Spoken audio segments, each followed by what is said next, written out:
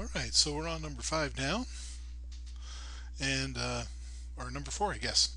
And in number 4 we wanted to take a look to see if the mean of the projection is the projection of the mean. So what does that mean? What is the mean of the projection?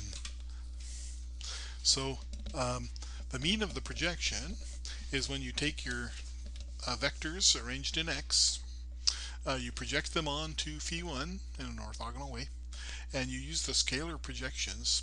So you end up with so if we have 4 points in R3, right, we project them onto phi1, we still have 4 points in R3, but the scalar projection, right, is the coordinates, and so those are scalars, right?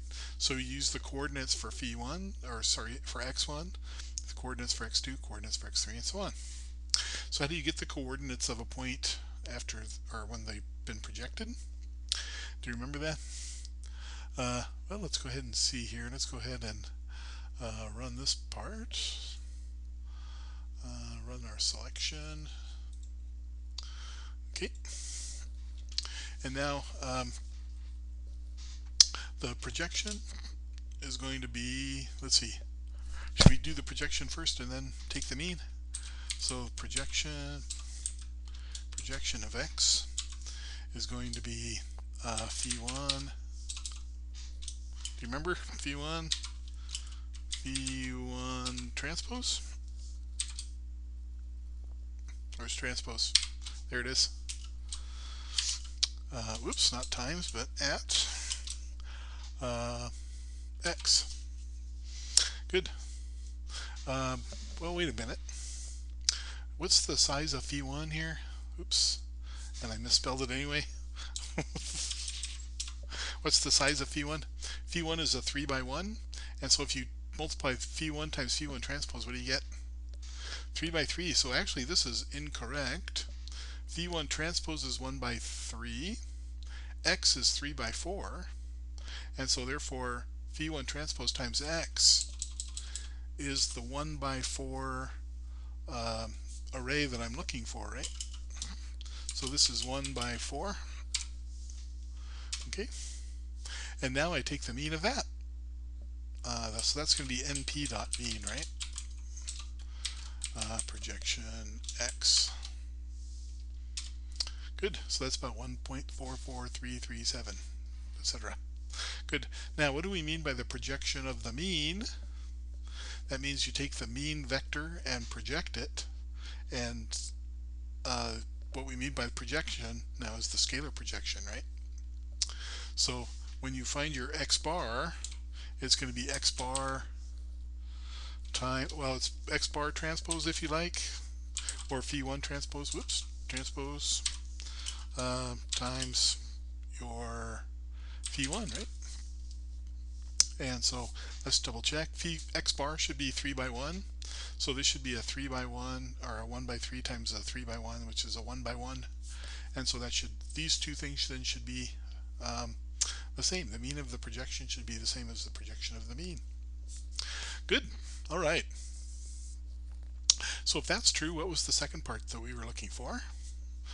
I believe the second part we were looking for was the variance. Let me set that up real quick.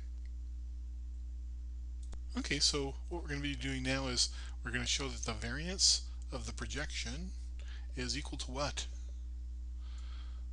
Phi transpose c phi1. And so we've already talked about how to compute phi transpose times c times phi. So how do you compute the variance of the projection? Well, we've already done the projection up here in the previous part, but you should mean subtract first. So the mean is straightforward. I think we've already computed that, didn't we? So mean column equals what is it? np dot mean x, and then axis 1, right? Because we start counting at 0. Good. Just to double check. Okay, so notice that this dimension is blank, so therefore when you're going to use it, if you use it for something like mean subtraction, we have to actually do something with it. We have to do a new axis. Whoops.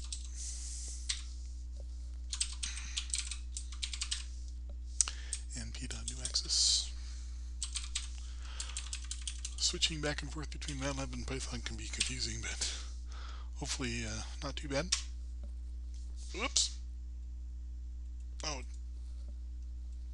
let's see if I can write that better here.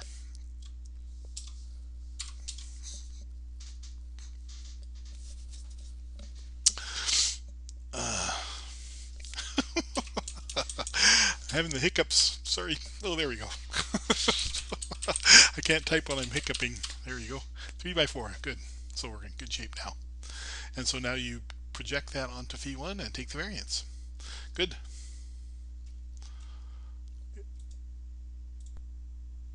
Okay, so I just wanted to touch on the last part of that homework, which was if you project the data onto the first eigenvector corresponding to the largest eigenvalue, then the variance of the projection should be equal to lambda 1, the biggest eigenvalue.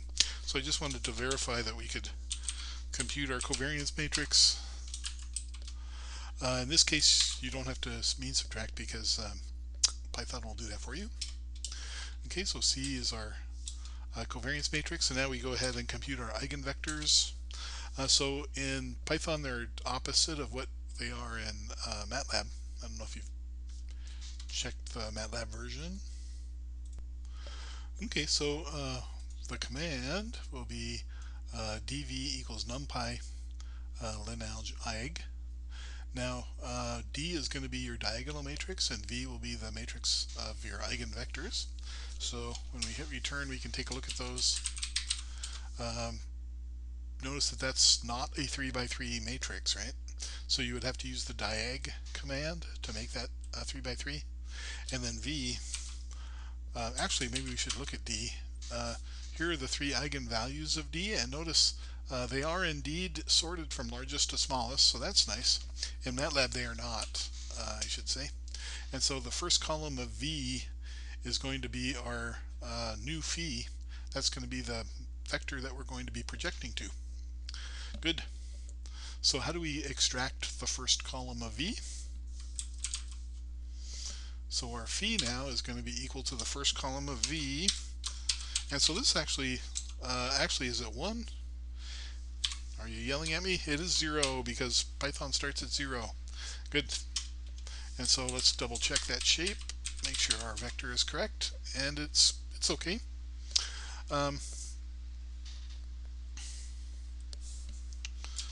Oops, let me get back to the top and let's talk about what that looks like. Okay, so it looks like a 3 by or a 1 by 3 instead of a 3 by 1, but that's because we have that empty second dimension. So we'll have to be careful about that when we're multiplying, right? Because if you take phi times, if you take phi transpose times C, what do you get? I'm wondering if it's going to be the correct thing in this case. Well, it did. It worked out. And so if I do times C1, what happens? Or times phi, whoops. Okay, I noticed that what is 3.17589? That is your first eigenvalue, right? That is phi transpose times C times phi. Good. As it should be. Of course, is that the variance of your data? That's what we haven't shown yet. And I will leave you to compute that it's the variance of the scalar projection of your data onto this vector phi now. Okay, and so you use your phi, or you can use your the coordinates version of this. You know, how to compute the coordinates of the projection. We've seen it a couple times now. Okay, I'll leave that for you because that's the end of homework 4. So we'll be back with homework 5.